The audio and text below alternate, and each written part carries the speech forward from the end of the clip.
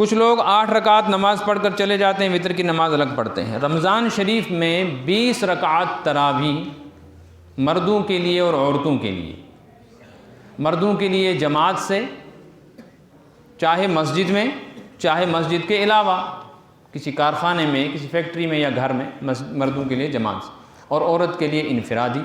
حضرات صحابہ کرام علیہم الرضوان اور چاروں امام کے اتفاقی فیصلے سے اور 1400 سال سے امت کے اجماعی عمل سے ثابت ہے۔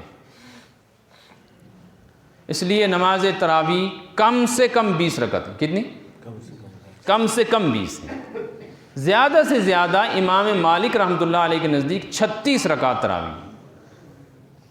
کم سے کم کتنی ہے؟ 20 سے کم تراویح کا نہ امام ابو حنیفہ قائل، نہ امام شافعی قائل، نہ امام احمد بن حنبل قائل، نہ امام مالک قائل، کوئی امام چاروں اماموں میں سے قائل نہیں۔ اسی طرح کسی صحابی کی ایسی روایت نہیں ہے جس سے 20 رکعت تراویح کی بجائے 8 رکعت تراویح ثابت ہو۔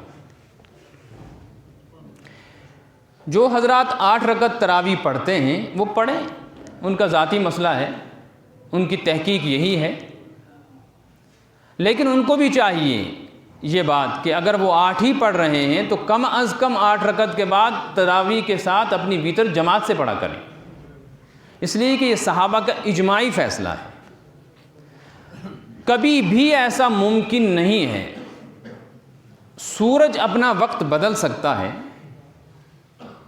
پہاڑ اپنی جگہ سے ٹل سکتا ہے، آسمان اور زمین اپنی حیت بدل سکتے ہیں کہ زمین کی جگہ آسمان آ جائے اور آسمان کی جگہ زمین، لیکن یہ نہیں ہو سکتا کہ حضرات صحابہ کوئی غلط بات دیکھ کر خاموش رہیں، یہ ممکن نہیں ہے۔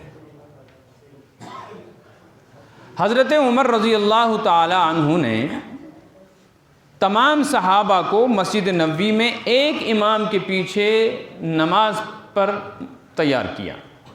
پہلے الگ الگ پڑھتے تھے، اور احادیث ہیں، حضرت علی کی احادیث اور بہت ساری احادیث ہیں جن سے یہ معلوم ہوتا ہے کہ 20 رکعت تراویح پڑھی گئیں، اور آج تک معمول ہے حرم شریف میں مسجد نبوی میں کتنی رکعت پڑھی جاتی؟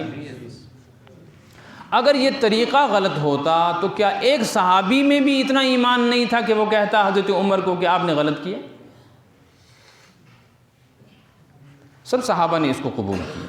اگر 8 ہی تھی، مانو 4 ہی تھی، لیکن حضرت عمر نے، اور حضرت عمر کے بارے میں حضور نے فرمایا ہے عمر جدھر جاتا ہے حق ادھر جاتا ہے۔ یہ نہیں فرمایا کہ حق جدھر جاتا ہے عمر ادھر جاتا ہے، فرمایا آگے آگے عمر، پیچھے پیچھے، اور فرمایا علیکم بسنتی، لوگوں میرے طریقے کو بھی مضبوطی سے پکڑو، وعلیکم بسنت الخلفاء الراشدین المہدیین، اور خلفائے راشدین کے طریقے کو بھی مضبوطی سے پکڑو۔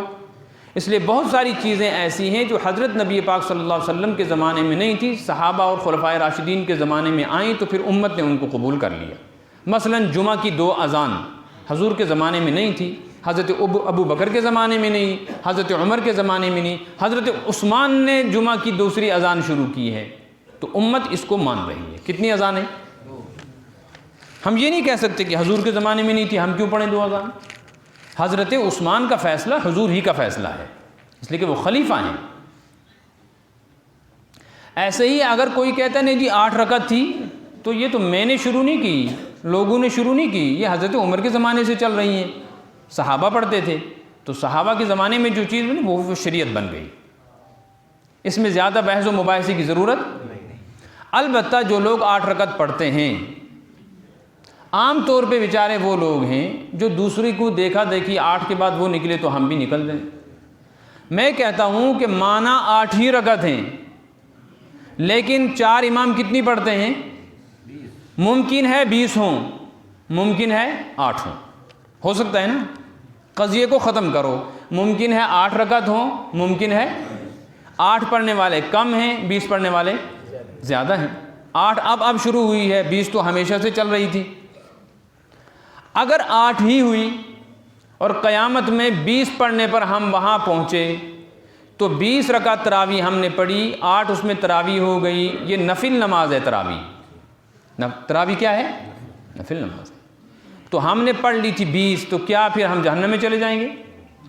ہماری 12 رکعت نفل بن گئی، 8 تراویح ہو گئی، نقصان ہوا کہ فائدہ ہوا؟ اور اگر تراویح 20 رکعت تھی اور پڑھی گئی ہیں 8، تو کتنی رکعت روز چھوڑی ہیں؟ پکڑ ہوگی کہ نہیں ہوگی؟ نقصان ہوگا کہ نہیں ہوگا؟ تو کیوں نقصان کریں بھائی؟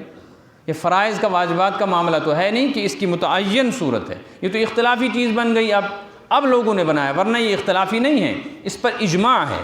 اختلاف کہتے ہیں جس میں 4 اماموں کا آپس میں اختلاف ہو، جس چیز پر 4 امام متفق ہو جائیں، جیسے 3 طلاق الگ الگ دو یا ایک ساتھ دو، ایک مجلس میں دو یا کئی مدت میں دو، کافی مدت میں، تو چاروں امام فرماتے ہیں 3 طلاق 3 ہو گئی، ہمیشہ کے لیے بیوی حرام ہوگی، اس کو کہتے ہیں اتفاقی مسئلہ۔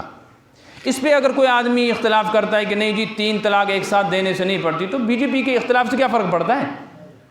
اب اگر کوئی آدمی اسی کو مان رہا ہے تو ٹھیک مان، ہم کیا کہہ سکتے ہیں، لیکن اس کو اختلافی مسئلہ نہیں کہتے، اس کو انتشاری مسئلہ کہتے ہیں۔ یہ کیا ہے؟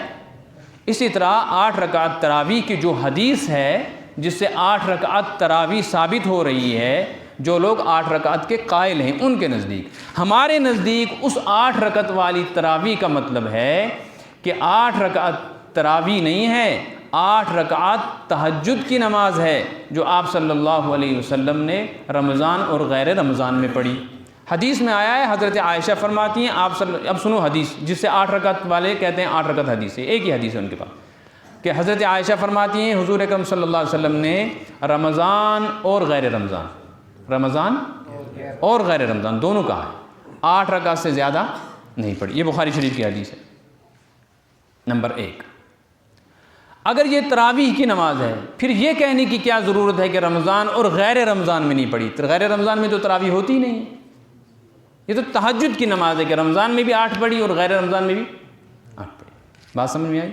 اور اگر کہتے ہو کہ نہیں جی ایسا نہیں ہے، اس سے تراویح ہے، تو جو مانتا ہے وہ اپنی مرضی سے مان رہا ہے، صحابہ کے اجماعی فیصلے کے خلاف کر رہا ہے۔ نمبر 2، یہ جو 8 رکعت والی حدیث ہے، خود اسی بخاری شریف میں جہاں یہ حدیث ہے اس سے ایک صفحہ پہلے صحابہ سے یہ بھی منقول ہے کہ آپ صلی اللہ علیہ وسلم نے 10 رکعت پڑھی، 8 پڑھی، 13 پڑھی، 11 پڑھی۔ بات سمجھ میں آ رہی ہے نا؟ تو یہ تو حدیث ہی ایسی ہے کہ ایک صحابی کچھ رکعتیں بیان کر رہا ہے، ایک کچھ بیان کر رہا ہے۔ اسی لیے علماء فرماتے ہیں تہجد کی رکعت 4 بھی ہیں، 8 بھی ہیں، 12 بھی ہیں۔ کم سے کم تہجد کی نماز 2 رکعت، زیادہ سے زیادہ 12 رکعت، احادیث سے ثابت ہے۔